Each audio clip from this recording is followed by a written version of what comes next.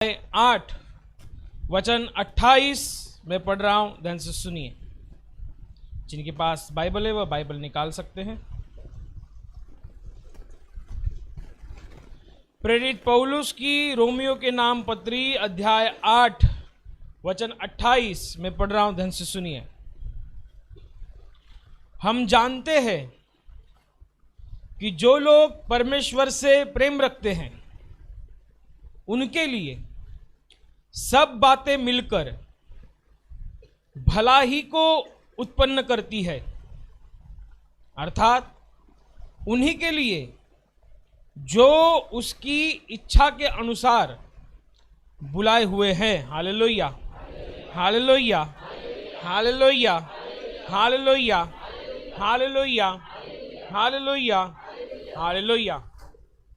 प्रेरित पौलुस रोमियो की कलीसिया को जो पत्री लिख रहा है उसमें इस बात का उसने वर्णन किया है और स्पष्टता से ये कहा है कि जो लोग परमेश्वर से प्रेम रखते हैं उनके लिए सब बातें मिलकर भलाई ही को उत्पन्न करती है, अर्थात उनके लिए जो उसकी इच्छा के अनुसार बुलाए हुए हैं।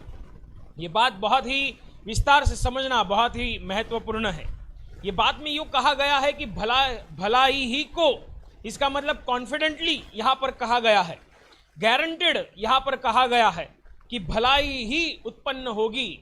क्या मिलकर? सब बातें मिलकर, चाहे वो फायदे की हो या नुकसान की हो, हमारी तरफ से हो या हमारे विरोध की हो, जो हमारे पॉजिटिव की हो या निगेटिव की हो, जो कुछ भी हो, हर एक बात मिलाकर आपके लिए भलाई ही को उत्पन्न करेगी, ऐसे प्रेरित पौलुस बताता है। ये उसका खुद का अनुभव है जो परमेश्वर ने उसे दिया। विश्वास की यात्रा में जो कुछ भी उसने अनुभव किया, उसके तहत उसने जो कुछ भी अनुभव किया वो हमें बता रहा है कि हम जब परमेश्वर में या विश्वास की यात्रा में जब जीते हैं तब सब बातें मिलकर भलाई को उत्पन्न करती है। जब विश्वास की यात्रा में होते हैं और परमेश्वर से प्रेम रखते हैं तो सब बातें मिलकर भलाई को उत्पन्न करती है। और यदि हम परमेश्वर की इच्छा के अनुसार बुलाए गए हैं तो हाँ, हमारे लिए सब बातें मिलकर भलाई ही को उत्पन्न करती है। ये बहुत बड़ी स्कीम यहाँ पर बताई गई है, एक बहुत बड़ी वजह यहाँ पर बताई गई है। जैसे कि हम संसार में जब जीते हैं तो बहुत सी स्कीमें होती हैं, लोन की स्कीमें होती हैं या किसी योजना की किसी मतलब पैसों की स्कीम होती है, बहुत सी योजनाएं होती हैं और उसमें थोड़ा सा इन्वेस्टमेंट करके बहुत बड़ा लाभ होता है। ये होती है स्कीम। तो हमें ये भी स्कीम सीखना है। ये तो बहुत बड़ी स्कीम है, ये तो लाखों करोड़ों अब्जों की स्कीम मैं आपको बताने जा रहा हूँ। इसको ध्यान से सुनना और ध्यान से समझना। यहाँ तक कि हमको पता है कि जब हमारे जीवन में परमेश्वर की ओर से कोई कार्य होता है या गवाही बनती है या हमारे जीवन में हम किसी आशीष का अनुभव करते हैं, हम परमेश्वर का धन्यवाद करते हैं। हम परमेश्वर के नाम को ऊंचा उठाते हैं, हम उसके नाम का गुणगान गाते हैं।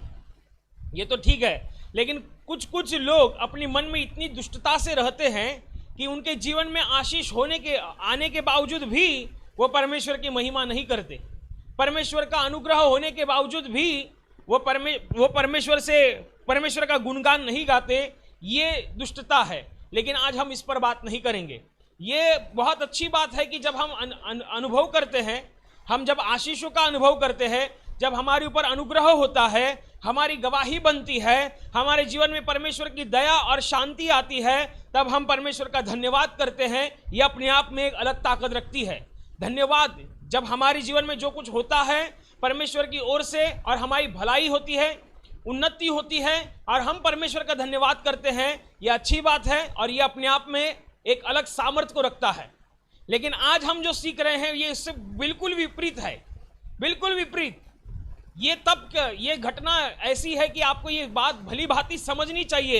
एक अच्छे और सच्चे विश्वासी होने के नाते आपको ये भली बात समझ में आनी चाहिए कि जब हमारी भलाई होती है या उन्नति होती है तब हम धन्यवाद करते हैं। लेकिन जब हम हमारा काम होता हुआ नहीं देखते, जब हमारी गवाही बनने के बजाय बिगड़ती हुई दिखती है, हमारी प्रार्थना का जवाब नहीं आता है, सब कुछ निराश चारों तरफ हमें अंधकार जैसा दिखाई देता है, होता नहीं है लेकिन दिखाई देता है कि अभी तो सब कुछ खत्म हो गया, अभी इसके आगे कुछ नहीं हो सकता, अभी सब कुछ खत्म हो गया, अभी आस रखने की भी कोई वजह नहीं है, अभी परमेश्वर पर आस रखने की कोई ऐसी वजह दिखाई नहीं दे रही है, उस समय में भी हमको धन्यवादित होना चाहिए।